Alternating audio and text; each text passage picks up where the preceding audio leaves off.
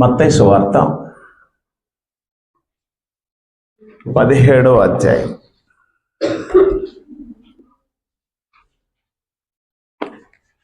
మత్తయి రాసిన సువార్త 17వ అధ్యాయంలో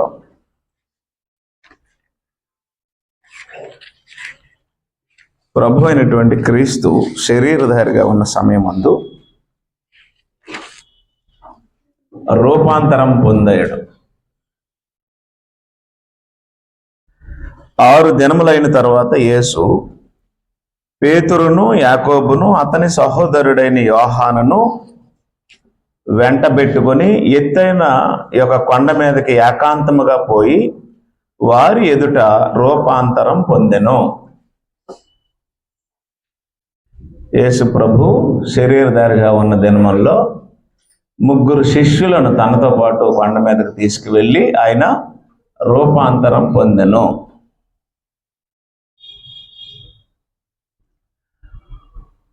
ఆయన ముఖము సూర్యుని వలె ప్రకాశించెను.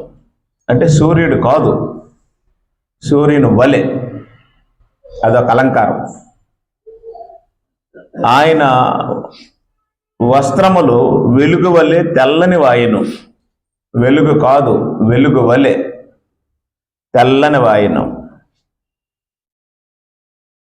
ఇదిగో మోషేయు ఏలియాయు వారికి కనబడి ఆయనతో మాట్లాడుచుండిరి. యేసు ప్రభువుతో ఆ కొండ మీద 2 వ్యక్తులు వచ్చి మాట్లాడుతున్నారు. ఆ 2 వ్యక్తులు ఎవరు? మోషే మరియు ఏలియా. వారు మోషే ఏలియా అనే సంగతి వీళ్ళకి అర్థమైంది. అప్పుడు పేతురు, ప్రభువా, మనం ఇక్కడ ఉండటం మంచిది. నీకిష్టమైతే ఇక్కడ నీకు 1, మోషేకు 1, ఏలియాకు 1 3 పర్ణశాలలు కట్టుదామని యేసుతో చెప్పాను. అప్పుడు పేతురు కొంచెం ముందు ఉంటాడు కదా, అన్నిటికీ మంచికైనా చెడ్డకైనా ముందు ఉంటాడు. శబాష్ అనిపించుకోవడానికైనా చీ అనిపించుకోవడానికైనా తొందరపడతాడు. వెంటనే ఆ 2 యేసు ప్రభుతో మాట్లాడుతున్నారు. మాట్లాడే మ్యాటర్ వేరు. అప్పుడు పేతురు వెంటనే చూసి ఏమన్నాడంటే, ప్రభువా, మీరు 3 కదా, నువ్వు, ఏలియా, మోషే, మీ 3కి 3 పర్ణశాలలు కట్టేస్తామని పేతురు అన్నాడు. ఇది యేసు ప్రభు యొక్క రూపాంతర సన్నివేశం. యేసు రూపాంతరం పొందే దీన్ని ట్రాన్స్ఫిగరేషన్ అంటారు ఇంగ్లీష్లో. ఆయన రూపాంతరం పొందాడు అనడానికి సింబల్స్ ఇక్కడ మనకున్నాయి. ఏంట సింబల్స్? ఆయన ముఖము సూర్యుని వలె ప్రకాశించింది, ఆయన వస్త్రములు వెలుగు వలె తెల్లనివాయాయి. అంటే ఒక మార్పు అనేది ఫిజికల్గా వారికి కనిపించింది. భౌతికంగా యేసును వాళ్ళు అటు కొండెక్కినప్పుడు వాళ్ళు చూసే వ్యక్తి వేరు, రూపాంతరం పొందినప్పుడు వారు చూసే వాతావరణం వేరు. మామూలు డ్రెస్తోనే కొండ మీదకి వెళ్ళాడు. అక్కడికి వెళ్ళినప్పటికి ఇప్పుడు ఆ డ్రెస్ ఎలా కనబడుతుంది? వెలుగు వలె ప్రకాశిస్తుంది అనమాట.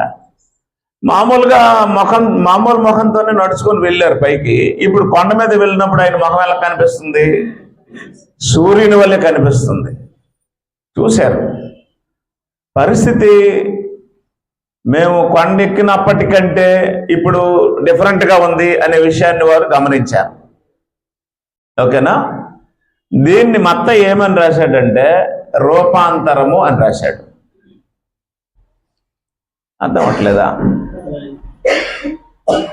1వ వచనంలో 6 దినములైన తర్వాత యేసు పేతురును, యాకోబును, అతని సహోదరుడిని యోహాను వెంటబెట్టుకొని ఎత్తైన ఒక కొండ మీదకి ఏకాంతముగా పోయి వారి ఎదుట రూపాంతరం పొందెను. ఏం పొందాడు? రూపాంతరం పొందాడు. ఆయన రూపంలో మార్పుని వారు గమనించారు. ముందు వేరు, తర్వాత వేరు. మళ్ళీ నా వైపు చూడాలి మీరు. వాళ్ళు కొండ మీదకి వెళ్ళినప్పుడు ఉండే రూపం వేరు, ఇప్పుడు ఆయన్ని చూస్తున్న రూపం వేరు. వాళ్ళకి అర్థమైంది. ఇప్పుడు ఏమన్నారంటే ఈక్వల్గా నీకు కూడా మోషేతో ఏలియాతో కలిసి ఈక్వల్గా నీకు కూడా ఒక 3 పర్ణశాలలు కడతా అని అన్నారు. దేన్ని బట్టి? ఆయన రూపాంతరాన్ని బట్టి. ఒకవేళ రూపాంతరానికి ముందే వాళ్ళ మాట అంటే అది వేరు. రూపాంతరం తర్వాత వాళ్ళకి సీన్ అర్థమైంది. ఏమని? మనం ఒక ప్రత్యేకతను చూసాం ఆయన ముఖంలో, ఆయన డ్రెస్సులో. కాబట్టి ఇప్పుడు మోషేకి, ఏలియాకి, యేసుకి అంటే అప్పటికి యేసే ఇంకా క్రీస్తు కాలేదు, అంటే ఇంకా అభిషేకింపబడలేదు. కాబట్టి నీకు ఒకటి, ఏలియాకు ఒకటి, మోషే ఒకటి 3 పర్ణశాలలు కడతాము అనే వాళ్ళు నిర్ణయం తీసుకోవడానికి కారణం ఆయనలో చేంజ్ చూశారు. అయితే ఇక్కడ మనం గమనించవలసిన విషయం ఏంటంటే ఆ చేంజ్ ఫిజికల్ చేంజే. అంటే ఎక్కడ కనిపించింది? ఆ సూర్యుని లాంటి తేజస్సు ఎక్కడ కనిపించింది? మొహంలో కనిపించింది. ఆ వెలుగు లాంటి తేజస్సు ఎక్కడ కనిపించింది? వస్త్రంలో కనిపించింది. అది జరిగింది. మత్తయి దాన్ని రాశాడు. పేతురు, యోహాను, యాకోబులు దాన్ని చూశారు. ఇప్పుడు మనకేం అర్థం అవ్వాలి అంటే అది ఫిజికల్ ట్రాన్స్ఫిగరేషన్. అది ఎక్కడ కనిపించింది వాళ్ళకి? ఆయన వస్త్రం మీద కనిపించింది, ఆయన ముఖంలో కనిపించింది. ఓకేనా?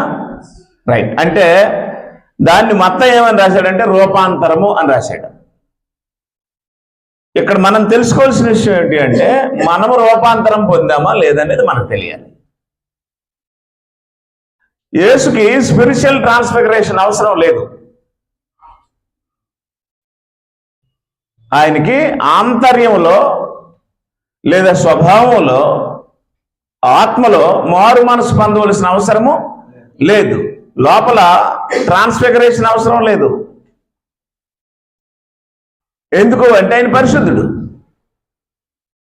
పరిశుద్ధుడికి మారు మనసు ఎందుకు? పరిశుద్ధుడికి, నీతిమంతుడికి మారు మనసు ఎందుకు? ఆయన అర్థం అవట్లేదా? కాబట్టి ఆయన మారు మనసు పొందాడా, రూపాంతరం పొందాడా?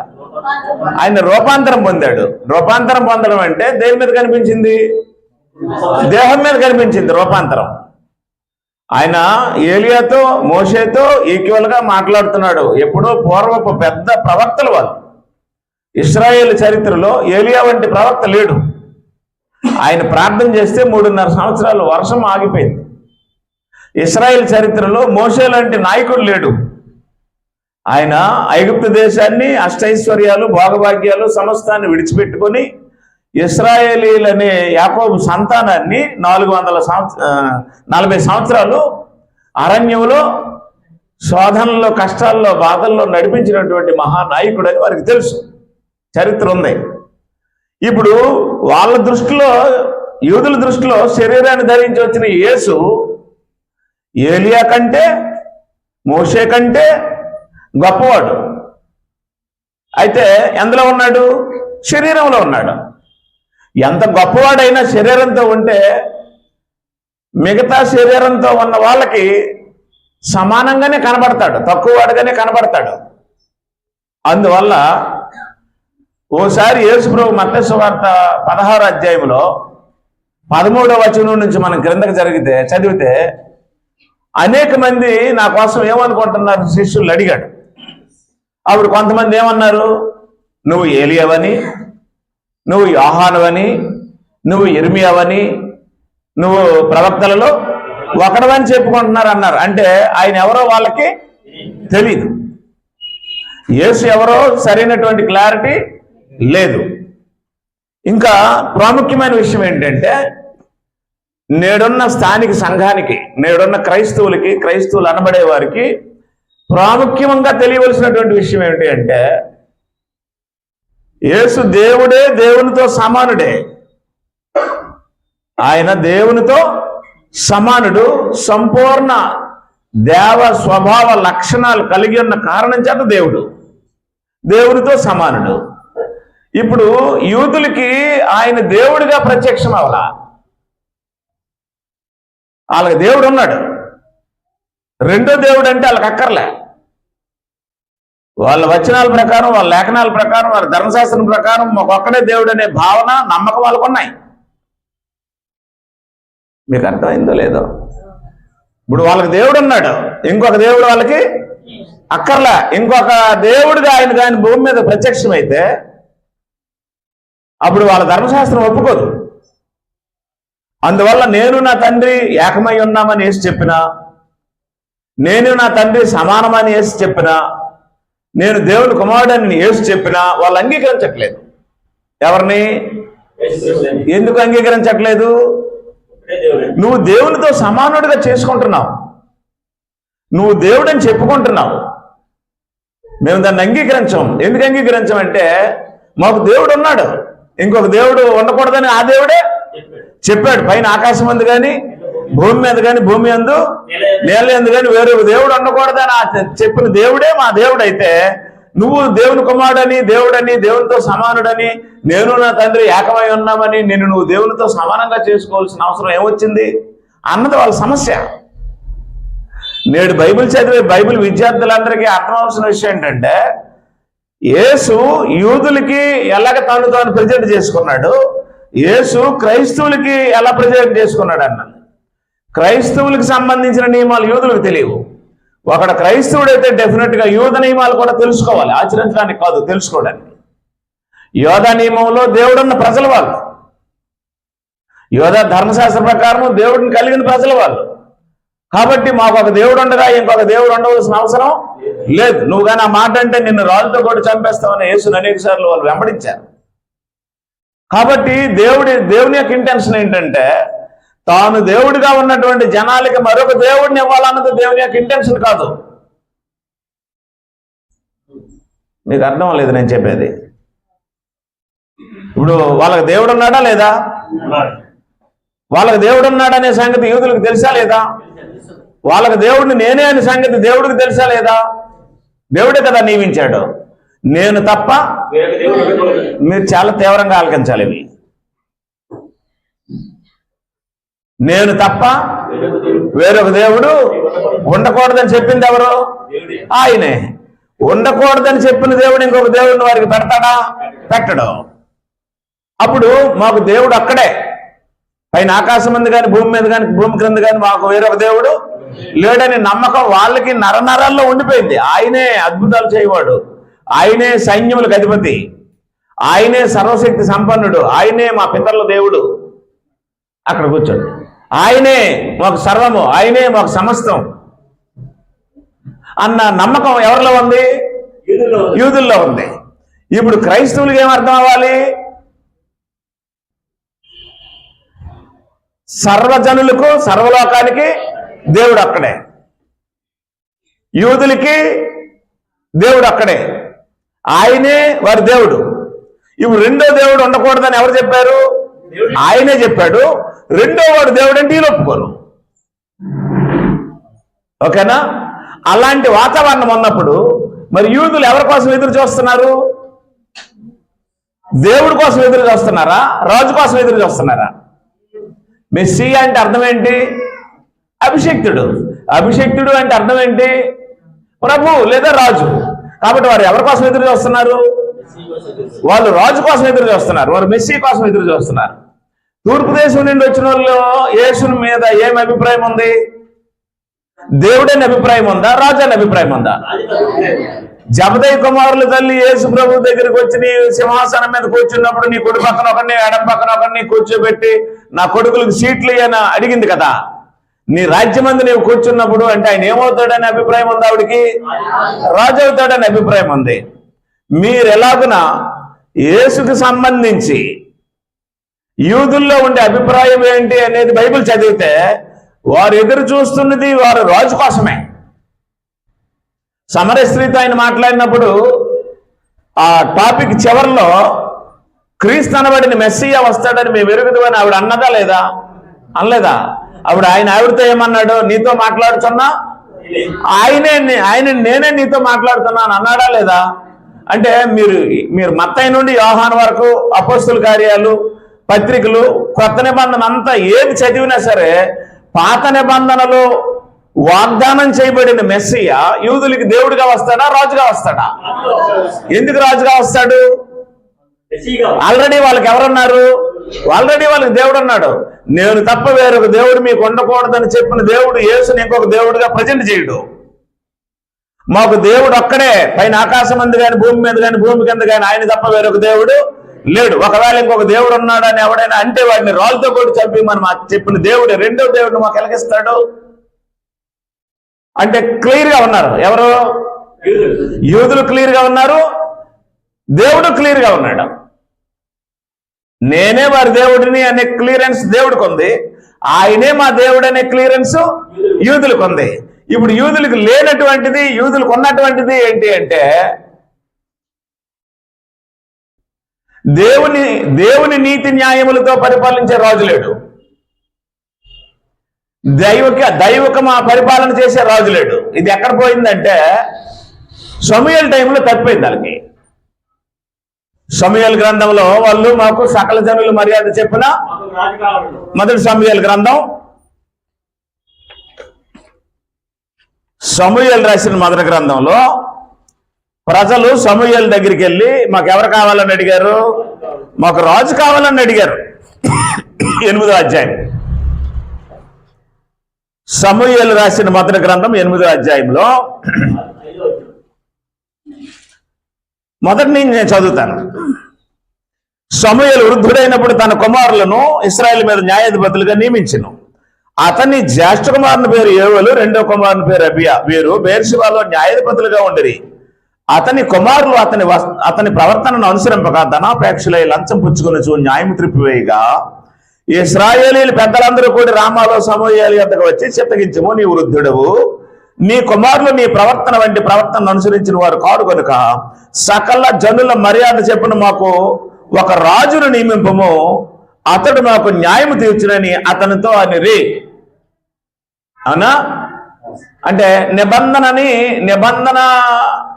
నియమాన్ని అనుసరించినటువంటి దేవుడైన యెహోవాని రాజుగా తృణీకరించే సంఘటన ఇది. వీళ్ళే ఒప్పుకున్నారు, నువ్వు మాకు రాజువి, దేవుడివి, మేము మీకు ప్రజలమని. ఎక్కడ? నిర్గమకాండంలో. నిర్గమకాండం 19వ అధ్యాయం 5-6 వచనాల్లో నేను మీకు దేవుడిని, మీరు నాకు జనులై ఉంటారు అన్నాడు. నిర్గమకాండం 19వ అధ్యాయం 6వ వచనం. నిర్గమకాండం 19వ అధ్యాయం 6వ వచనంలో దేవుడు వారితో సీనాయి దగ్గర చేసిన నిబంధనలో ఈ అగ్రిమెంట్ ని మీకు నాకు ఉండాలని దేవుడు చెప్పాడు. ఏమని చెప్పాడు? కాగా మీరు నా మాటలు శ్రద్ధగా విని నా నిబంధనను అనుసరించి నడిచిన ఎడల మీరు సమస్త దేశ జనులలో నాకు స్వకీయ సాంపద్యమగుదురు. సమస్త భూమి నాదే కదా. మీరు నాకు యాజక రూపమైన రాజ్యముగాను పరిశుద్ధమైన జన్మగాను ఉందిరని చెప్పము అన్నాడు. యాజక రూపమైన రాజ్యము, పరిశుద్ధమైన జనము ఇశ్రాయేలీయులు అయితే, ఆ యాజక రూపమైనటువంటి జనమైన పరిశుద్ధులైన ఇశ్రాయేలీయులకి దేవుడు ఏమవుతాడో? పరిశుద్ధుడైన రాజు అవుతాడు. వాళ్ళకి అర్థం కాని ఒక విషయం ఏంటంటే దేవుడు అంటే రాజు అనే అర్థం భావన రాలేదు వాళ్ళకి. మీకు అర్థమైందో లేదు? దేవుడు అంటే రాజు. దేవుడు చెప్పాడు మలకి గ్రంథం 1:14లో, నేను ఘనమైన సైన్యములకు అధిపతి ఈ రాజు ఎవరు అన్నాడా లేదా? కాబట్టి దేవుడు అంటే ఏంటి అర్థం? ఘనమైన మహారాజు. ఇప్పుడు ఆయన పరిపాలిస్తున్నాడు, ఆయన పరిపాలన ఉంది. ఆయన ఇశ్రాయేలీయులు ఏలుతున్న సమయంలో ఇశ్రాయేలీయులకు అర్థం కాక వాళ్ళు లోకాన్ని చూసి వచ్చి ఏమడిగారంటే సకల జనుల మర్యాద చెప్పున మాకు ఒక రాజుని నియమించని అడిగారు. అప్పుడు సమూయేలు బాధపడి దేవునికి ప్రార్థన చేశాడు. 6వ వచనం చూడండి. మాకు న్యాయము తీర్చుటకై రాజును నియమింపమని వారు అనిన మాట సమూయేలు దృష్టికి ప్రతికూలముగా ఉండేది కనుక సమూయేలు యెహోవాను ప్రార్థన చేశాను. అందుకు యెహోవా సమూయేలుకు సెలవిచ్చినదేమనగా, జనులు నీతో చెప్పిన మాటలన్నిటి ప్రకారము జరిగింపము. వారు నిన్ను విసర్జింపలేదు గాని తమ్మును ఏలకుండా నన్నే విసర్జించి ఉన్నారు అన్నాడు. అంటే ఇప్పుడు వారు ఎవరిని వదిలేశారు? దేవుడిని వదిలేశారంటే అర్థం ఏంటి? మనకు దేవుడు తెలియదు కాబట్టి, దేవుడు అంటే అర్థం తెలియదు కాబట్టి, దేవుడు అంటే భావం తెలియదు కాబట్టి, దేవునితో నడవడం తెలియదు కాబట్టి, దేవుణ్ణి అనుసరించడం మనకు తెలియదు కాబట్టి, దేవునితో మనకు పరిచయం లేదు కాబట్టి దేవుడు అంటే మనకు తెలీదు. ఆ దేవుడు అంటే అర్థం ఏమిటి అంటే ఘనమైన మహారాజు. దేవుడు అని పేరు చెప్పగానే వెంటనే మనుషులకు ఏ అర్థం రావాలి? రాజు అని అర్థం రావాలి. దేవుడు అంటే పరిపాలించేవాడు. దేవుడు అంటే ప్రజలను పరిపాలించేవాడు, సర్వాధిపతి. సర్వాధికారము సర్వాధిపత్యం ఆయన చేతిలో ఉంటాయి. ఆయన ఆధిపత్యం ఎలాంటిదంటే మనుషుల్ని పుట్టించడం, మనుషుల్ని పోషించడం, మనుషుల్ని గిట్టించడం, జీవరాశుల్ని పుట్టించడం, వాటిని పోషించడం, ఈ పంచభూతాలని సృష్టించడం, వాటిని నడిపించడం వగైరా సంగతులన్నీ ఆయన కంట్రోల్లో ఉంటాయి. ఆయన నడిపిస్తూ ఉంటాడు. ఆయన ఘనమైన మహారాజు. సర్వ సృష్టికి, సర్వజనులకి, సర్వ జీవరాశులకి, సకల ప్రాణులకి ఆయనే రాజు. దేవుడు అంటే ఆ భావన మనకి తెలియదు. మనకు దేవుడు అంటే ఎలాగ నేర్పారంటే, దేవుడు అంటే మనం ప్రార్థన చేయాలి, ఆయన వరాలు ఇస్తాడు. దేవుడు అంటే మనం భక్తిగా ఉండాలి, ఆయన మన కోరికలు తీరుస్తాడు. దేవుడు అంటే మనం ముడుపులు వేయాలి, మనం వారాలు చేయాలి, మనం పండుగలు చేయాలి, ఆయన మనం అనుకున్నవన్నీ సిద్ధింపజేస్తాడు అన్న ఆలోచనతోనే మనం ఉన్నాం. మనకు దేవుడితో పరిచయము లేదు. దేవుడు తానే దేవుడని ఇశ్రాయేలీయులకు పరిచయం చేసుకున్నప్పుడు క్లియర్గా చెప్పాడు, మీరు యాజక రూపమైన రాజ్యంగా ఉండాలి. రాజ్యంగా ఉండాలి అంటే రాజనే కదా భావన. మీరు పరిశుద్ధమైన జనంగా ఉండాలి. పరిశుద్ధమైన జనం అంటే ఆయన పరిశుద్ధుడనే కదా. కాబట్టి పరిశుద్ధుడైన దేవుడు రాజు అయి ఉన్నాడు. ఆయన ఇశ్రాయేలీయుల్ని తన స్వజనంగా చేసుకొని పరిపాలించాడు. అలా పరిపాలిస్తున్నప్పుడు ఆయన ధర్మశాస్త్రం ఇచ్చాడు. ఆ ధర్మశాస్త్రాన్ని అనుసరించి నడుస్తున్నటువంటి ఇశ్రాయేలీయులు కొంతకాలం అలా నడిచిన తర్వాత నడిచి బంగురాడు అంటారు కదా. దేవునితో నడిచి వచ్చారు. మోషే టైంలోను, యెహోషువ టైంలోను అలాగా నడుచుకుంటూ వచ్చారు. వచ్చిన తర్వాత ఏం జరిగింది అంటే, ఇప్పుడు వాళ్ళకి లోకం మీదకు దృష్టి వచ్చింది. లోకం మీద ఎప్పుడైతే దృష్టి వచ్చింది, అటు చూస్తే ఒక రాజు ఉన్నాడు, వీళ్ళకి చూస్తే ఒక రాజు ఉన్నాడు, వాళ్ళకి చూస్తే రాజు ఉన్నాడు, వెనక చూస్తే రాజు ఉన్నాడు, ముందుకు చూస్తే రాజు ఉన్నాడు. లోకంలో అందరికీ రాజులు ఉన్నారు, వాళ్ళు కనబడుతున్నారు. కానీ వీళ్ళ రాజు, ఈ రాజు కనబడ్డు. వాళ్ళ సింహాసనాలు, వాళ్ళ గుర్రాలు, వాళ్ళ రథాలు, వాళ్ళ చారిటీ, వాళ్ళ తాలూకా ఈ యుద్ధాలు అన్నీ చూసినప్పుడు ఏమైపోయిందంటే, మాకు కూడా ఇలాగ మా ముందు నడిచి యుద్ధాలు చేసే ఒక రాజు, గుర్రాల మీద వెళ్ళే ఒక రాజు, రథం మీద వెళ్ళే ఒక రాజు ఉంటే బాగుంటది కదా, మా రాజు కనబడ్డే అని అడిగారు. ముందేమో నువ్వే మా రాజువి, మేమే నీకు రాజ్యం అని అంగీకరించారు. ఇప్పుడేమో మాకు ఎవరు కావాలన్నారు? సకల జనుల మర్యాద చెప్పున ఒక రాజు కావాలని అడిగితే సమూయేలు బాధపడ్డాడు. ఆయనకు అర్థమైంది. అప్పుడు దేవుడు చెప్పాడు, తమ్ముని ఏలకుండా నన్ను విసర్జించారన్నాడు. అంటే ఇప్పుడు వాళ్ళకి ఎవరు లేరు? సమూయేలు కాలము నుండి కొన్య వరకు దేవుడు వారిని పరిపాలించినట్టు సౌలు మొదలుకొని కొన్య వరకు వారికి రాజులను ఇస్తే, ఈ రాజులందరూ ఏం చేశారు అంటే వారి పిల్లల్ని ఉంచుకున్నారు, వారి భార్యలు పాడు చేశారు, వారి ఆస్తులు తినేశారు, వాళ్ళ భూములు కబ్జా చేశారు, ఇంటికి ఇల్లు కలుపుకున్నారు, వారి ఆడపిల్లలేమో వాడుకున్నారు, వారి మగపిల్లలేమో రథాల ముందు రథం వెనక పరిగెత్తడానికి ప్రజల తాలూకా సొమ్ము తినేసి ప్రజలను నాశనం చేసేశారు. ఆ రాజులు, వారి కుటుంబాలు కూడా నాశనం అయిపోయాయి. దేవుడు అలా చేస్తాడా? దేవుడు ప్రజల్ని అలాగ తన వెనక, తన గుర్రాల మీద, తన రథాల మీద వెనక్కి ముందు పరిగెట్టించి సెక్యూరిటీ గార్డులా వాడుకుంటాడా? వాడుకోడు. అంటే మానవ రాజు అయితే పరిస్థితి ఎలాగుంటుందిరా బాబు, మీ సొమ్ము తినేస్తాడు, మీ పిల్లలు పాడు చేసేస్తాడు, మీ భార్యలు పాడు చేసేస్తాడు, మీ భూములు కబ్జా చేసేస్తాడు, దౌర్జన్యం చేస్తాడు, మీరు అడిగితే మిమ్మల్ని చంపేస్తాడంటే మాకు ఏదైనా పర్వాలేదండి, మా రాజు మాకు కనబడాలండి అన్నారు. ఈ వెనక దేశంలో ఒక రాజు ఉన్నాడు, అలా కనబడుతున్నాడు. ముందు దేశంలో రాజు ఉన్నాడు, పక్క దేశానికి రాజు ఉన్నాడు, ఈ పక్క దేశానికి రాజు ఉన్నాడు. సకల జనులకి రాజులు ఉన్నారు, మా రాజు మాత్రం మా కంటికి కనబడట్లేదు, మా ముందు నడవట్లేదు, మాకు అలాంటి రాజు కావాలని అడిగితే అప్పుడు దేవుడు ఏం చెప్పాడంటే, ఇచ్చేయి, వాళ్ళు కోరుకున్న రాజుకి ఇచ్చేయి. వాళ్ళకి అర్థమైనప్పుడు అర్థమవుతుందని దేవుడు సమూయేలుకి చెప్తే, అప్పుడు సమూయేలు మొట్టమొదటి రాజుగా ఎవరిని అపాయింట్ చేశాడు? సౌలుని అపాయింట్ చేసింది మొదలుకొని కొన్య వరకు యోధాలో దావీదు సింహాసనం మీద రాజులు పరిపాలించారు. ఏ రాజులో కూడా నీతి లేదు, న్యాయము లేదు. ఏ రాజులో కూడా పరిశుద్ధత లేదు, యాజక విధి విధానాలు లేవు. అప్పుడు దేవుడు ఏం చేశాడు అంటే, నా రాజ్యాన్ని పరిపాలించే రాజు ఎలాగుండాలో, నా రాజ్యంలో ధూపం వేసే యాజకులు ఎలాగుండాలో, నా రాజ్యంలో పరిపాలనలో నీతి న్యాయాలు ఎలాగుంటాయో అన్నది మీకు చూపిస్తానని చెప్పి దేవుని రాజ్యాన్ని పరిపాలించడానికి దేవుని దగ్గర ఉన్నటువంటి దేవుని సమానుడినే భూమి మీదకి శరీరంతో పంపించాడు. దేవుడు అని భావంతో పంపించాడా, రాజు అని భావంతో పంపించాడా? అంటే దేవుడు రిక్వైర్మెంట్ ఉందని పంపించాడా, రాజు రిక్వైర్మెంట్ ఉందని పంపించాడా?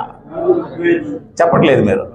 అంటే వాళ్ళకి దేవుడు లేడని పంపించాడా, రాజు లేడని పంపించాడా? Very simple. వాళ్ళకి ఎవరు కావాలి? రాజే కావాలి. వాళ్ళకి ఎవరున్నారు? వాళ్ళ దేవుడు ఉన్నాడు. ఇంకో దేవుడు ఉండవలసిన అవసరము ఆ సంగతి దేవుడికి తెలుసు, ఆ సంగతి యూదులకి తెలుసు, ఆ సంగతి నేడు క్రైస్తవులకు తెలియదు. అందువల్ల ముగ్గురు దేవుళ్ళని ఒకడో, ఇద్దరు దేవుళ్ళని ఒకడో, ట్రినిటీ అని ఒకడో, తత్వం అని ఒకడో, రకరకాలుగా యేసు ప్రభుని ఆరాధించాలి, ఆయన దేవుడు అని ఒకడో. ఇప్పుడు నేను అంటున్న విషయం ఏంటంటే, తూర్పు దేశం నుండి వచ్చిన జ్ఞానులు యూదులు దేవుడిగా పుట్టినవాడు ఎక్కడున్నాడు, తూర్పు దేశములు మేము ఆయన నక్షత్రమును చూసి ఆయన పూజించి వచ్చిద్దామని అన్నారా? యూదులు రాజుగా పుట్టినవాడు ఎక్కడున్నాడు అని అన్నారు. వాళ్ళు కరెక్ట్ గానే చెప్పారు. పాయింట్ అర్థమైందా? వాళ్ళు కరెక్ట్ గానే చెప్పారు. ఏమని చెప్పారు? మీకు ఒక రాజు పుట్టాడని మాకు తెలిసింది, మేము ఆ రాజుని పూజించడానికి వచ్చామన్నారు. పూజించడం అంటే ఆరాధించడం కాదు. పూజించడం వేరు, ఆరాధించడం వేరు, సేవించడం వేరు, సాష్టాంగపడడం వేరు, ముద్దు పెట్టుకోవడం వేరు, గౌరవించడం వేరు, స్తుతించడం వేరు. ఆరాధించడం అనేది వీటన్నిటికి అతీతమైంది. కాబట్టి ఏం జరిగిందంటే, తూర్పు దేశం నుండి వచ్చిన జ్ఞానులకి క్లారిటీ ఉంది, యూదులకి దేవుడు ఉన్నాడు. ఇప్పుడు ఎవరు పుట్టారు? రాజు పుట్టాడని. అది వీళ్ళకి అర్థం అవ్వట్లేదు. వాళ్ళు వచ్చి ఆ భావనతోనే రాజుకి ఏం చేశారు? బంగారము, బోళము, సాంబ్రాన్ని రాజుకి గిఫ్ట్లుగా ఇచ్చి వెళ్ళిపోయారు. ఒకవేళ వాళ్ళు హేరోదు దగ్గరికి వచ్చి యూదులు దేవుడిగా పుట్టినవాడు ఎక్కడున్నాడని అడిగితే హేరోదే చెప్పేస్తాడు, బుర్రలేదా మీకు, దేవుడు ఉన్నాడు యూదులకి, యెహోవా, ఇంక దేవుడు పుట్టడం ఏంటని అక్కడే చెప్పేస్తాడు ఆయన. కాబట్టి వాళ్ళు కరెక్ట్ గానే అడిగారు, మన వాళ్ళకే కరెక్ట్ గా అర్థం అవట్లేదు.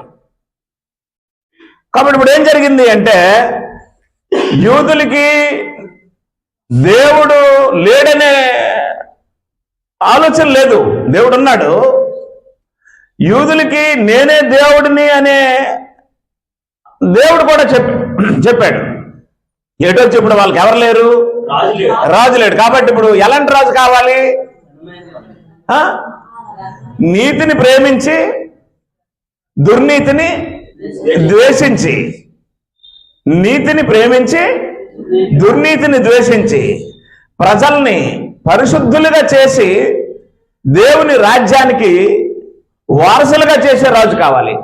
అలాంటి వాడు భూమి మీద లేడు. రెండు, సంపూర్ణంగా అతను రాజు అయితే సంపూర్ణంగా సౌల్లా కాకుండా, దావీదులా కాకుండా, సొలొమోన్లా కాకుండా, యోధాలో దావీదు వంశం నుండి వచ్చి పరిపాలన చేసినటువంటి ఏ రాజులాగా కాకుండా శరీరంతోనే ఉండి శరీరాన్నే ధరించి సంపూర్ణంగా దేవుని యొక్క చిత్తాన్ని నెరవేర్చిన రాజు కావాలి. అర్థం అవట్లేదా? మూడు, మిగతా రాజుల్లాంటి శరీరం ఆయనకి ఉంటది. మిగతా మనుషులకు ఉన్నటువంటి సహజ బలహీనతలు కూడా ఆయన శరీరానికి ఉంటాయి. కానీ ఎన్ని విధాలైనటువంటి శోధనలు ఆయనకు వచ్చినా ఆయన ఏం చేయకూడదు? పాపం చేయకూడదు. అలాంటి రాజుని భూమి మీద ఎస్టాబ్లిష్ చేయాలి, అలాంటి రాజుని భూమి మీద దించాలి, అలాంటి రాజుని నేను అపాయింట్ చేయాలి అన్నది దేవుని యొక్క ఉద్దేశం. అందువల్ల తనతో సమానుడు, నిత్యుడు, దేవత్వం గల వ్యక్తుల్లో ఒకడు శరీరాన్ని దాచి భూమి మీదకి వచ్చాడు. ఇది ఆయన సంకల్పాన్ని అనుసరించి జరిగిన క్రియ. ఆయన కాలం పరిపూర్ణమైనప్పుడు భూమి మీదకి శరీరధారిగా వచ్చాడు. మీకేమర్థమైందో నాకు అర్థం అవ్వలేదు, నాకు అర్థమైంది మీకు చెప్తున్నాను. ఇప్పుడు ఆయన కొండ మీద రూపాంతరం పొందాడు అనేసరికి ఒకడు ఆయన దేవుడు అయిపోయాడు అనేస్తాడా? ఎందుకంటే ఏ యాంగిల్లో చూసినా యూదులకి మరొక దేవుడు ఉండవలసిన అవసరం లేదు. ఏ యాంగిల్లో చూసినా లోకానికి మరొక దేవుడు ఉండవలసిన అవసరము లేదు. ఒక్కడే దేవుడు అని బైబిల్ క్లియర్ గా రాసి ఉంది. ఆకాశం అందు గాని భూమి మీద గాని దేవతలు అనబడినవి ఉన్నను మనకొక్కడే దేవుడు ఉన్నాడు. ఆయన ఏమవ్వాలట? సర్వ మానవులకి తండ్రి. ఇద్దరు తండ్రులు లేరు, ఇద్దరు దేవుళ్ళు లేరు. దేవత్వం కలిగిన వ్యక్తులు ముగ్గురు ఉన్నారు. కాబట్టి ఇప్పుడు దేవుని రాజ్యాన్ని భూమి మీద దేవుడు ఎస్టాబ్లిష్ చేయాలనుకున్నప్పుడు ఎఫెసీ పత్రిక 1వ అధ్యాయం ప్రకారము ఆ రాజ్యాన్ని ఎస్టాబ్లిష్ చేసిన వాడు ఏం చేయాలి అంటే ప్రజల్ని నీతిగా పరిపాలించాలి, పరిశుద్ధులుగా చేయాలి. ప్రజల్ని నీతిగా పరిపాలించి పరిశుద్ధులుగా చేయాలి అంటే అది దేవత్వం కలిగిన వాడికి మాత్రమే సాధ్యం. దేవత్వం కలిగిన వాడు లోక స్నేహం చేయడు. దేవత్వం కలిగిన వాడు పాపం చేయడు, పాపానికి ఒప్పుకోడు. దేవత్వం కలిగిన వాడు పాపులతో సహవాసం చేస్తాడు కానీ పాపం చేయడు. దేవత్వం కలిగిన వాడు భూమి మీదకి వచ్చినా సరే ఈ భూ సంబంధమైన వాటికి అట్రాక్ట్ అవ్వడం అంటే ఒక రకమైనటువంటి మాదిరిని సర్వ మానవులకి చూపిస్తాడు. అలాంటి ఒక రాజుగా, అలాంటి ఒక మాదిరిగా, అలాంటి ఒక కుమారుడిగా, అలాంటి ఒక సంఘానికి శిరస్సుగా, మానవులకి నడిపించే ఒక నాయకుడిగా, ఒక మార్గదర్శిగా ఉండినట్లు తన సమానుడైనటువంటి వ్యక్తికి శరీరాన్ని ధరింపజేసి భూమి మీదకి పంపించాడు దేవుడు. ఓకేనా? ఇప్పుడు ఆయనకి పాపం ఉందా? ఆయన పాపం ఉంటే ఒకటి 2 విధాలుగా పనికిరాడు. 2 కాదు 3 విధాలుగా పనికిరాడు. ఒకటి, ఆయనలో పాపం ఉంటే మనల్ని రక్షించడానికి పనికిరాడు. 2, ఆయనలో పాపం ఉంటే మృతుడై పునరుత్థానుడు అవ్వలేడు. 3, ఆయనలో పాపం ఉంటే దేవుని సింహాసనం దగ్గరికి వెళ్ళి ప్రధాన యాజకుడు ఉద్యోగం చేయలేడు. ఒక ఉద్యోగం చేయాలంటే అర్హతలు ఉండాలక్కర్లేదా? భూమి మీద దేవుని రాజ్యాన్ని పరిపాలించడానికి సూర్యుడు చంద్రుడు ఉన్నంత వరకు ఆయనకు అధికారం ఇవ్వబడాలి అంటే, ఆయన ప్రధాన యాజకుడై రాజై పరిపాలన చేయాలి అంటే ఆయన దేహంలో పాపం చేరకూడదు. పాపులమైన మనలందరినీ శుద్ధి చేయాలి అంటే ఆయన రక్తంలో పాపం చేరకూడదు. ఆయన మృతుడై అంటే పాపాన్ని జయించాలి అంటే, ఆయన సమాధిని జయించాలి అంటే, మృత్యువుని జయించాలి అంటే ఆయన దేహంలో పాపం ఉండకూడదు. అలాంటి ఒక దైవ సమానుడు, అలాంటి ఒక సంపూర్ణ దేవత్వం గలవాడు, అలాంటి ఒక నిత్యుడు శరీరధారిగా భూమి మీదకి వచ్చాడు. వచ్చినటువంటి ఆయన క్లియర్గానే ఉన్నాడు. ఆయన ఎక్కడ నేను దేవుడిని యూదులకి చెప్పలే, కానీ ఇండైరెక్ట్ గా ఆయన ఒకటి చెప్తున్నాడు, నా తండ్రిని నేను ఏకమై ఉన్నావు, నన్ను చూసిన వాడు నా తండ్రిని చూడక్కర్లేదని ఆయన ఇండైరెక్ట్ గా చెప్తున్నాడు. అంటే ఏంటంటే రాబోయే రోజుల్లో క్రొత్త నిబంధన చేస్తే ఆయన క్రొత్త నిబంధన ప్రజలకు ఎలాగ అర్థం అవ్వాలంటే ఆయన దేవుడే, దేవునితో సమానుడే, కానీ లోకానికి మాత్రం ఎలాగొచ్చాడు? రక్షకుడిగా, రాజుగా వచ్చాడు. రక్షణ లేని వారికి రక్షకుడు, రక్షింపబడే వారికి రాజు. పాయింట్ అర్థమైందా? రక్షణ లేని వారికి రక్షకుడైతే రక్షింపబడి వచ్చినటువంటి వారు ఆయన రాజ్యంలో చేరుతారు. ఆయన మనల్ని అంధకార సంబంధమైన అధికారంలో నుండి విడుదల చేసి తాను ప్రేమించిన తన కుమారుని యొక్క రాజ్యనివాసులుగా చేశానన్నాడు కదా. ఇప్పుడు రాజ్యంలో ఉన్న వారిని ఆయన పరిశుద్ధులుగా నడిపించాలి. ఓకేనా? ఈ పాత్రలు పోషించడానికి ఇంకొక దేవుడు అవసరంలా. ఎవరుంటే సరిపోద్ది? రాజు ఉంటే సరిపోద్ది. కాబట్టి ఆ ఉద్దేశంతో దేవుడు క్రీస్తుని భూమి మీదకి రాజుగా పంపించాడు. ఈ 3 మనకు తెలియాలి. ఎవరికి? నేడున్న క్రైస్తవులకి 3 తెలియాలి. ఏం తెలియాలి? యూదులకి కానీ, సర్వలోక జనులకి కానీ, సర్వజీవులకు కానీ, సర్వ మానవులకు కానీ ఒక్కడే దేవుడు. ఇంకొక దేవుడిని దేవుడు పెట్టలేదు, పంపించడు కూడా. అయితే ఆయన సమానుడైన క్రీస్తుని భూమి మీదకి మరెందుకు పంపించాడు శరీరధారిగా అంటే, యూదులకు ఎవరు లేరు, రాజు లేడు. ఆయన చిత్తం పరలోకమందు నెరవేర్చున్నట్లు భూమి యందు నెరవేరాలి అంటే, ఆయన చిత్తమే నెరవేరాలి అంటే ఆయన దగ్గర ఉన్న ఆయన లాంటివాడే రావాలి. వచ్చాడా? రాలేదా? వచ్చాడు. ఆయనకి ఎలాంటి రాజ్యం ఉండాలి? నిర్గమకాండం 19వ అధ్యాయం 5-6 వచనాల ప్రకారం దేవుని రాజ్యం ఎలాంటిది? పరిశుద్ధమైనది, యాజకరూపమైనది. అంటే ఆయన రాజ్యంలో ఎవరుంటారు? యాజకులు ఉంటారు, పరిశుద్ధులు ఉంటారు. అట్టి యాజకరూపమైన పరిశుద్ధ రాజ్యం భూమి మీద స్థాపించబడి పరలోకమందు జరుగుతున్న ఆయన చిత్తము భూలోకమందు జరగాలి అంటే అక్కడున్నోడు వచ్చి మప్పాలి మనకి. ఇక్కడ ఎవరికి ఆ కెపాసిటీ లేదు. మేము రాజులు అని చెప్పుకున్న వాళ్ళే పడిపోయారు. కాబట్టి పరలోకం నుండి దేవుడు క్రీస్తుని శరీరాన్ని ధరించి భూమి మీదకి పంపించడం గల ప్రధాన ఉద్దేశం ఏంటంటే తానే దేవుడై ఉంటుండగా మరొక దేవుడిని ఎస్టాబ్లిష్ భూమి మీద చేయాలన్నది దేవుని యొక్క ఉద్దేశము కాదు. కానీ మనకు ఉండవలసిన అవేర్నెస్ ఏంటంటే ఆయన దేవుని సమానుడే, దేవుని స్వరూపుడే, దేవునితో ఉన్నవాడే, దేవునిలాగా నిత్యుడే. కానీ మనకి భూలోకానికి ఎలాగొచ్చాడు ఆయన? భూలోకానికి ఎలాగొచ్చాడు? రక్షణ లేని వారికి రక్షకుడు, రక్షింపబడిన వారికి రాజు. క్రిస్టమస్ చేసే వాళ్ళకి అర్థమవద్దా ఈ మ్యాటరు? ఆయన ఆరాధిస్తారా? ఆయన పూజిస్తారా? తూర్పు దేశపు జ్ఞానులు పూజించారని క్రీస్తు సంఘ సేవకులు పూజిస్తున్నారు ఆయన్ని. అది ఆరాధన అనుకొని వాడు అంటాడు తూర్పు దేశపు జ్ఞానుల కంటే మనం గొప్పలం అంటాడు. యేసుప్రభు అంటాడు బాప్తిస్మం ఇచ్చి యోహాను కంటే మనం గొప్పలం అంటాడు.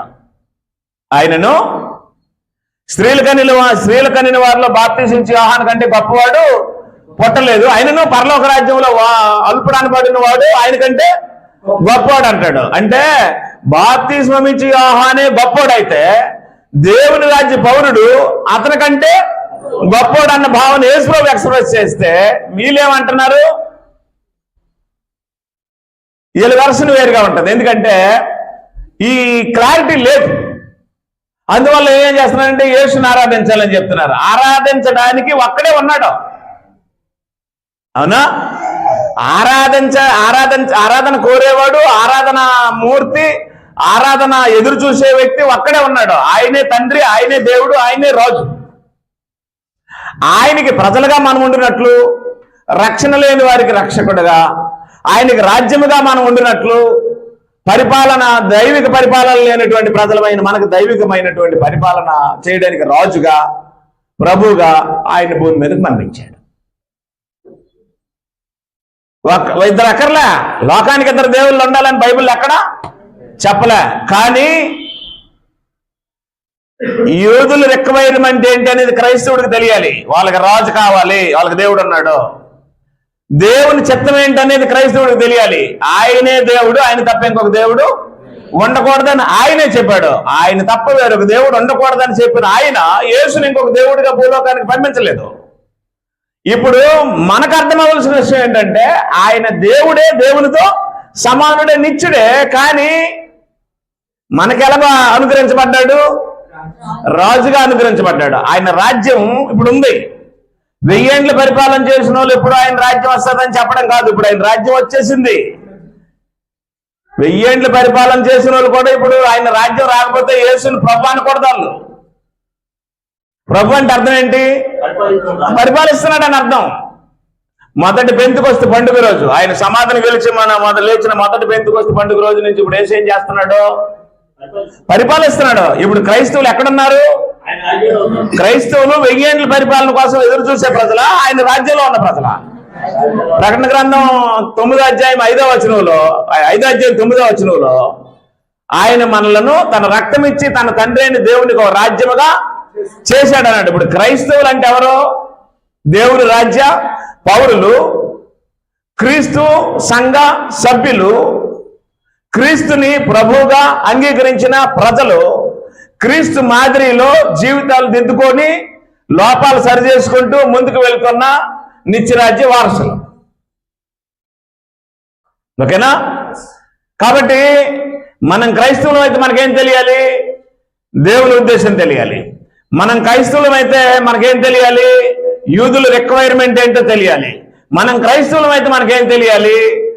యూదుల రిక్వైర్మెంట్ ఎరిగిన మనము, దేవుడు ఒక్కడని తెలుసుకున్న మనము, యేసుక్రీస్తుని గురించి ఎలాంటి అవగాహన కలిగి ఉండాలి అంటే యూదులకు తెలియదు ఆయన దేవుడని. అవి ఒప్పుకోకుంటున్నారు ఆయన చెప్పినా సరే.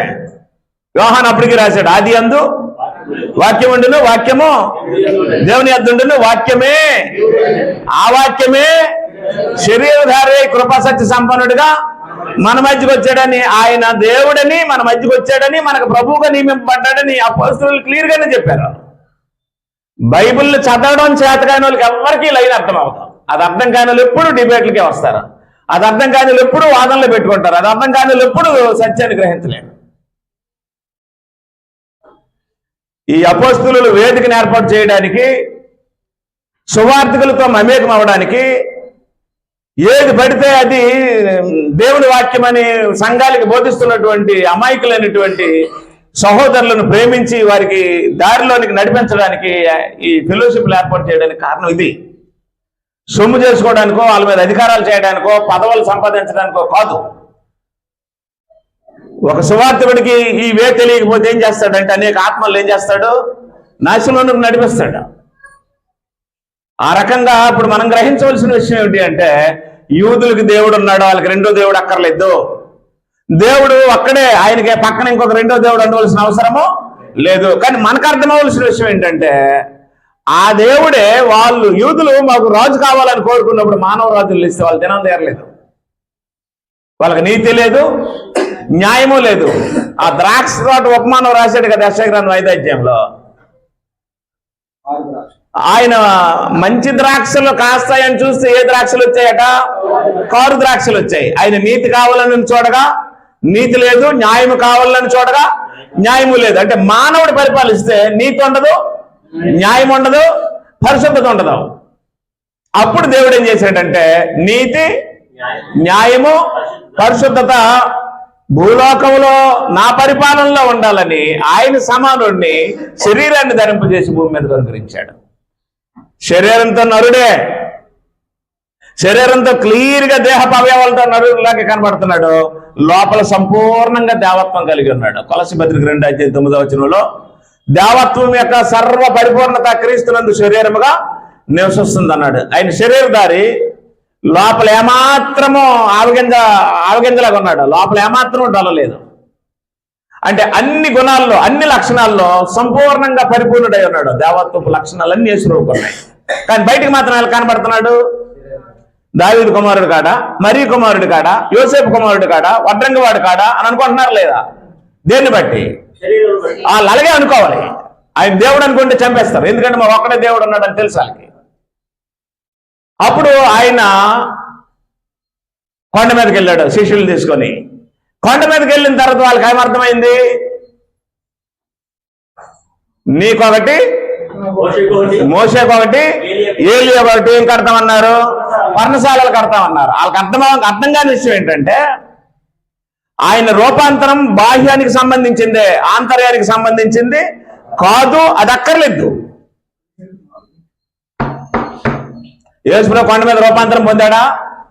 పొందినప్పుడు ఆయన ముఖం ఎలా ప్రకాశించింది? ఆయన వస్త్రాలు ఎలా కనబడ్డాయి? తెల్లని వస్త్రాలు అయిపోయాయి. అంటే ముందు వెళ్ళిన డ్రెస్సే అక్కడికి వెళ్ళేసరికి ఏమైంది? డిఫరెంట్ గా కనిపించింది. ముందు చూసిన ముఖమే అక్కడికి వెళ్ళేసరికి ఎలా కనబడుతుంది? డిఫరెంట్ గా కనబడుతుంది. పిచ్చెత్తి పేరాళ్ళు వాళ్ళు ఏమనుకున్నారంటే, you are equal to them. అంటే నువ్వు మోషేలాగే, నువ్వు ఏలియాలాగే అని అనుకొని అప్పుడు ఏమన్నారు?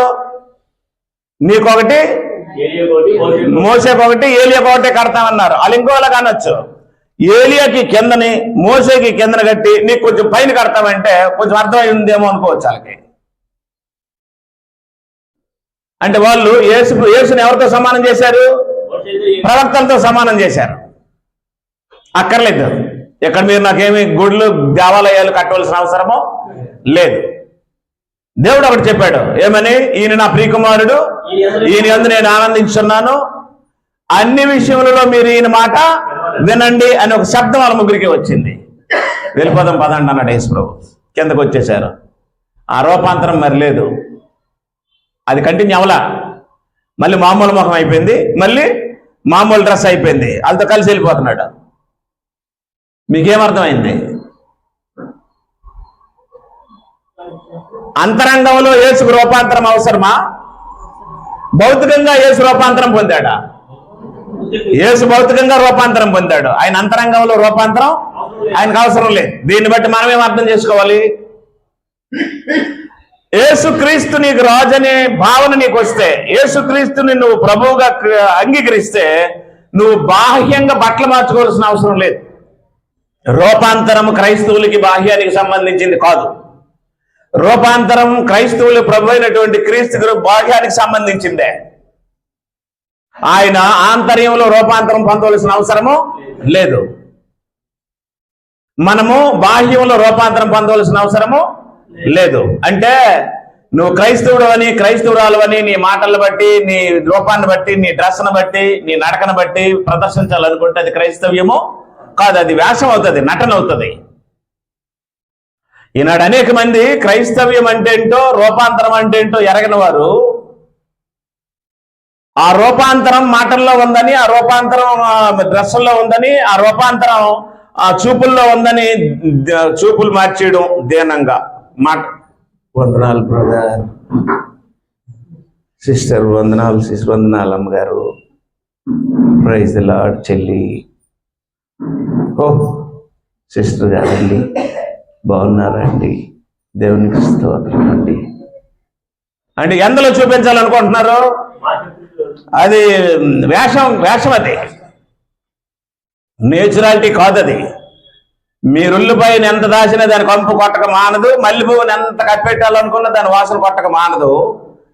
క్రైస్తవుని యొక్క రూపాంతరం అనేది ఆ ఆంతర్యంలోనే ఉంటది, అది బాహ్యానికి సంబంధించింది కాదు. మీరెంత నటించినా సరే దొరికిపోతారు, మీరెంత వేషం వేసినా దొరికిపోతారు, మీరు ఎలాంటి మాట్లాడినా దొరికిపోతారు. అసలు ఎవరికి దొరికిపోతారో తెలుసా? మనస్సాక్షికి దొరికిపోతారు. మనస్సాక్షి దేవుని తరపున పనిచేసే మనస్సాక్షి, అది నీ సపోర్ట్ చేయదు.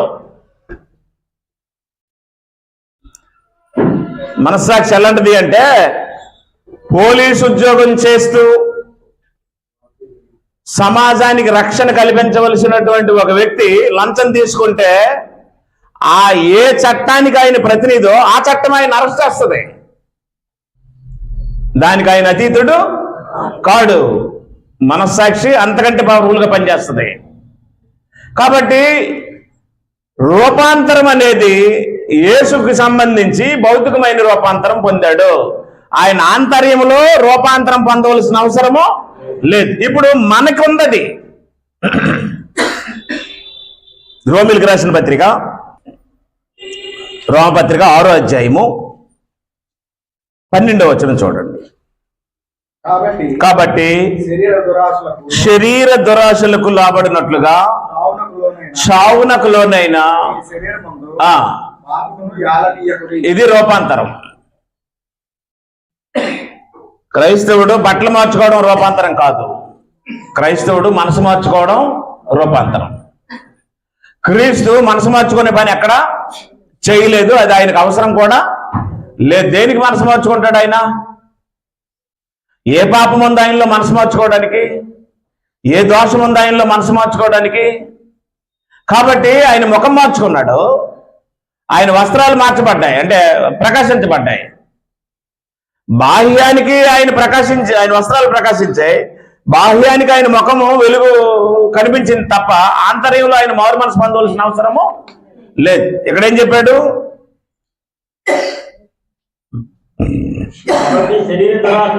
శరీర దురాశలకు లోబడినట్లు చావునకు లోనైన మీ శరీరముల మీద పాపమును ఏం చేయకూడదు, ఏలనీకండి అన్నాడు. తర్వాత మీ మనస్సు మారి రూపాంతరం పొందుడని రాసి ఉంది. అది ఆ వచనం నేను మర్చిపోయినా, అది వెతుకుతున్నాను. రోమిలికి రాసిన పత్రిక 12వ అధ్యాయంలో చదవండి. మీరు ఈ లోక మర్యాదను అనుసరింపక ఉత్తమమును అనుకూలమును సంపూర్ణమునై ఉన్న దేవుని చిత్తమేదో పరీక్షించి తెలుసుకున్నట్లు మీ మనస్సు మారి నూతన మగటి వలన అది. థ్యాంక్ యూ అండి. ఏం మారాలట? యేసుకి ఏం మారింది? ఏమీ మారలేదు. ఆయన మార్చుకోవాల్సిన అవసరం గలవాడు కాడు. ఆయన దేవుని కుమారుడు అనే సౌండ్ వీళ్ళు వినడానికి ఆయన ముఖం సూర్యుని వల్లే ప్రకాశించింది, ఆయన వస్త్రాలు వెలుగు వల్లే తెల్లని వాయాయి.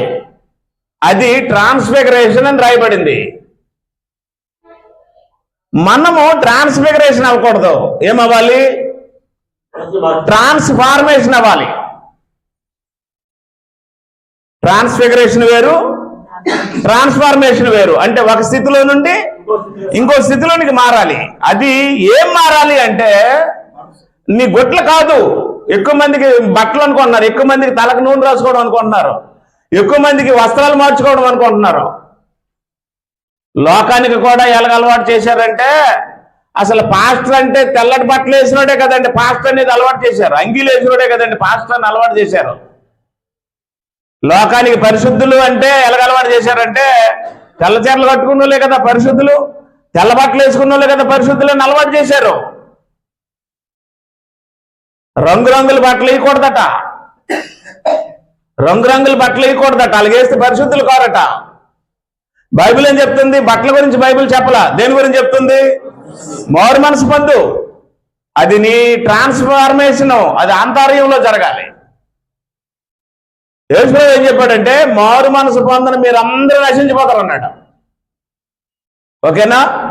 కాబట్టి దయతో మనకు అర్థమవలసిన విషయం ఏంటంటే నీ రాజు పరిపాలనలో, నీ ప్రభు అయినటువంటి క్రీస్తు పరిపాలనలో ఆయన రాజే, దేవుని కుమారుడే అన్నటువంటిది వారి ముగ్గురికి తెలియజేయడానికి ఆయన వస్త్రాలు మారాయి, ఆయన ముఖము సూర్యుని వల్లే ప్రకాశించింది. ఆయన ఆంతర్యం ఎక్కడా మారినట్టు, మారవలసిన అవసరం ఉన్నట్టు బైబిల్ చెప్పలే. ఎందుకంటే ఆయనలో పాపము లేదు. ఇప్పుడు మనకి ఆయన రాజ్యంలో ఉండవలసింది ఏంటంటే వస్త్రాలు మార్చుకోవడం కాదు. నీకు నచ్చిన బట్టలు వేసుకో, నచ్చిన బట్టలు వేసుకోమన్నానని చెప్పి సినిమాల్లో చూపించినట్టు పోకిరి చిరిగిపోయిన బనీళ్ళు, చిరిగిపోయిన ప్యాంట్లు, పిచ్చి పిచ్చి డ్రెస్సులు, ఒళ్ళు కనిపించిన డ్రెస్సులు వేసుకోమని దాని ఉద్దేశం కాదు. లక్షణంగా ఉండే నీకు నచ్చినటువంటి డ్రెస్ వేసుకో.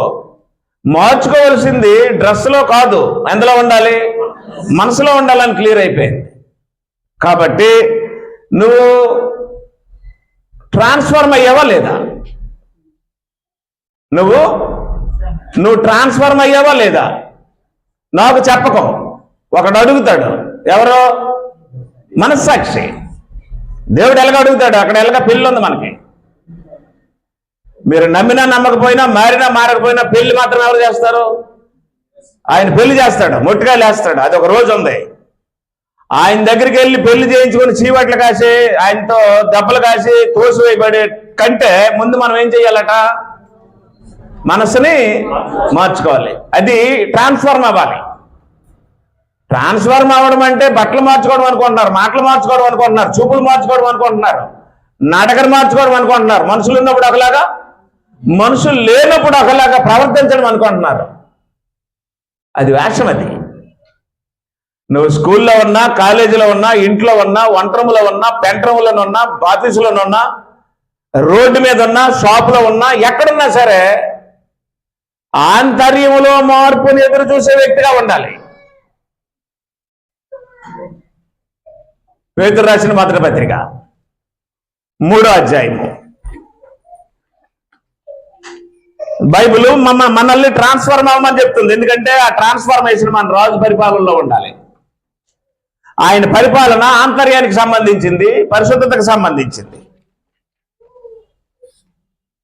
పేతురు రాసిన మొదటి పత్రిక 3వ అధ్యాయంలో అటువలే క్రీస్తు రక్తము చేత కొనబడినటువంటి స్త్రీలకి, క్రీస్తు సంఘమందు ఉన్నటువంటి స్త్రీలకి పరిశుద్ధాత్మ చెప్పే సమాచారం. అటువలే స్త్రీలారా మీరు మీ స్వపురుషులకు లోబడి ఉండుడి. ఏంటిది? ముఖం ప్రకాశించడమా, చీరలు మార్చుకోవడమా, మనసు మార్చుకోవడమా? మనసు మార్చుకోవడం అంటే ఎవరికి లోపడ్డానికి? ఎవరికి చెప్తున్నాడు? నేను స్త్రీనైతే ఈ పని చేస్తాను. నేను స్త్రీనైతే, నా దేహం స్త్రీ దేహం అయితే, దేవుడు నన్ను స్త్రీగా నిర్మిస్తే నేను ఈ పని చేయాలి. ఏ పని? సంపూర్ణంగా నా భర్తకి లోపడాలి. నేను స్త్రీనైతే నాకు దేవుడు విధించిన విధి. నన్ను ఆయన స్త్రీగా పుట్టించి ఓ స్త్రీగా నువ్వు ఉండాలని ఆయన చెప్పినప్పుడు నేను కంపల్సరిగా నేను దానికి లోపడాలి. స్త్రీలారా మీరు మీ స్వపురుషులకు లోబడి ఉండండి అన్నాడు. ఒక స్త్రీకి అందం ఏంటి? ఒక స్త్రీకి గౌరవం ఏంటి? ఒక స్త్రీకి ఘనత ఏంటి? తన భర్తకి లోపడ్డమే.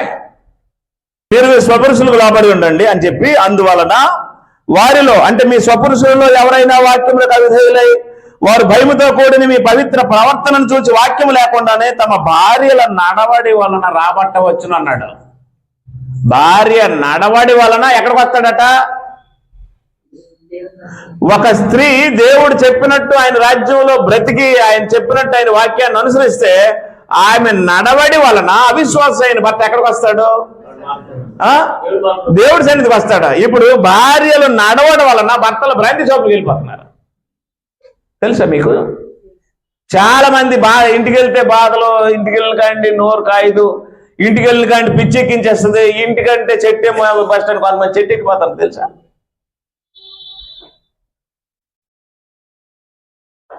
అంటే ఇది అర్థం అవట్లేదు. నేను దేవుని రాజ్య పౌరురాలని అని ఒక స్త్రీకి అర్థం అవట్లేదు, నేను దేవుని రాజ్య పౌరుడిని అని ఒక పురుషుడికి అర్థం అవట్లేదు. యేసు రూపాంతరం పొందాడని మనం అనుకుంటున్నాం. మీకు అర్థం కాని విషయం ఏంటంటే ఆయన ఆంతర్యంలో రూపాంతరం పొందలే. ఆయన మారు మనసు పొందవలసిన వ్యక్తి కూడా ఆయన మారు మనసు అవసరం లేదు. ఆయనే అందరికీ మాదిరి. ఆయన దేవుని కుమారుడని వారికి చెప్పడానికి ఆయన వస్త్రాలు తెల్లగా కనబడ్డాయి, ఆయన ముఖము సూర్యుని వలె ప్రకాశించింది. వాళ్ళు ఎలాగ అపార్థం చేసుకున్నారంటే ఈయన వీరితో సమానుడు అనుకుంటున్నారు. వాళ్ళతో సమానుడు కాదు. ఆయన సంపూర్ణ దేవత్వం గలవాడు. మోషేలో లోపాలు ఉన్నాయి. మోషే మళ్ళాంటి నరుడే, నరహత్య కూడా చేశాడు. ధర్మశాస్త్రం అమల్లో లేనప్పుడు ఆయన చంపేసుకులో పాతాడు కాబట్టి బ్రతికిపోయాడు. లేకపోతే మోషేని పాతేస్తాడు దేవుడు. తన బిడ్డకి సున్నతి చేయకుండా భార్యని బిడ్డని తీసుకెళ్తున్నప్పుడు దారిలో మోషేని చంపేయాలనుకున్నాడు దేవుడు. తెలుసా మీకు? మనకు ఎలా ఉంటుందంటే ఇశ్రాయేలీయులు విడిపించడానికి ఈ దేవుడే మోషేని తీసుకెళ్ళి తన బిడ్డకి సున్నతి చేయలేదని ఈ దేవుడే మోషేని చంపేయాలనుకున్నాడా అన్నట్టుంటది. ఎస్, దేవుడికి మొహమాటం ఉండదు. కాబట్టి నేను చెప్పే విషయం ఏంటి అంటే యేసుకి ఆంతర్యములో రూపాంతరం అవసరం లేదు.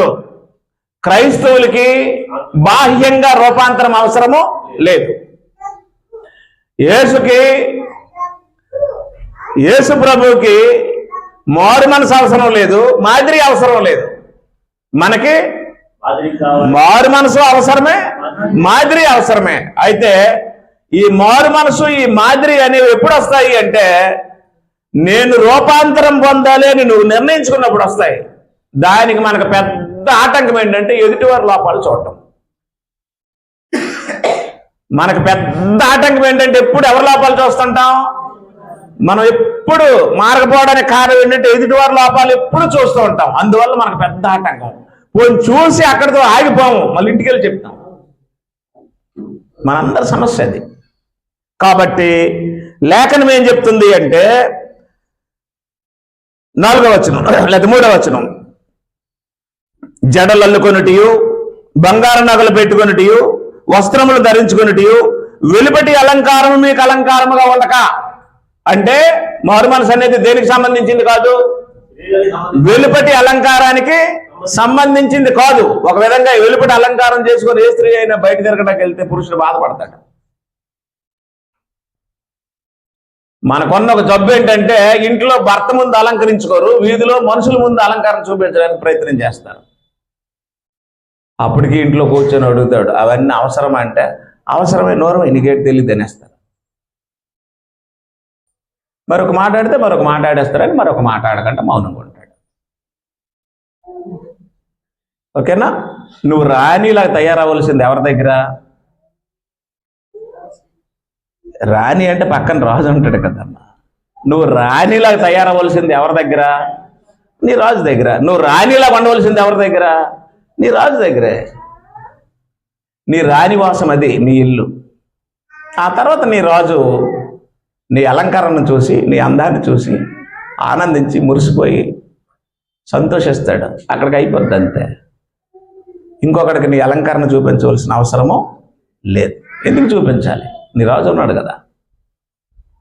కాబట్టి ఇక్కడ ఏం చెప్తున్నాడు అంటే వెలుపటి అలంకారము మారు మనసుకు సంబంధించింది కాదు. ఎవడో మారు మనసు పొందడు దానివల్ల. అప్పుడు చెప్పి 4వ వచనంలో అంటాడు, సాధువైనట్టు మృదువైనట్టు గుణమును అక్షయ అలంకారము గల మీ హృదయ అంతరంగ స్వభావం మీకు అలంకారముగా ఉండవలను అన్నాడు. ఇప్పుడు చెప్పండి, రూపాంతరం అనేది బయటదా లోపలదా?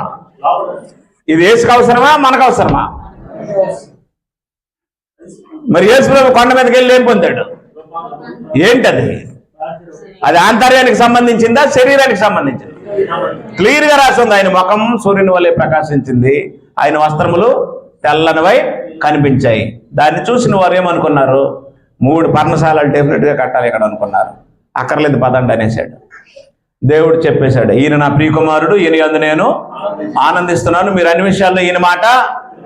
ఆ టెస్టమెంట్ కోసం వెళ్ళారు, అక్కడికి కిందకు వచ్చేసారు. ఓకేనా? ఇప్పుడు మన రాజు ఎవరు చెప్పట్లేదు. మన రాజు ఎవరు? మన ప్రభు ఎవరు?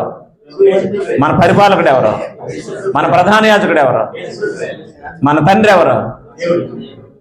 యేసు ప్రభు అనేస్తారేమో అనుకుంటున్నా. మనకే కాదు, యూదులకే కాదు, పితరులకే కాదు, అన్యులకే కాదు, దేవుడిని నమ్మినోళ్ళకే కాదు, నమ్మనోళ్ళకే కాదు, అందరికీ ఒక్కడే దేవుడు. ఇంకొక దేవుడు ఉండాలని దేవుడు కోరుకోలేదు. మాకు ఇంకొక దేవుడు కావాలని యూదులు కోరలేదు. దైవికమైన పరిపాలన పరలోకంలో జరుగుతున్నట్టే భూమి మీద క్రీస్తునందు జరగాలని దేవుడు తన సమానుణ్ణి భూమి మీదకి శరీరంతో దించాడు.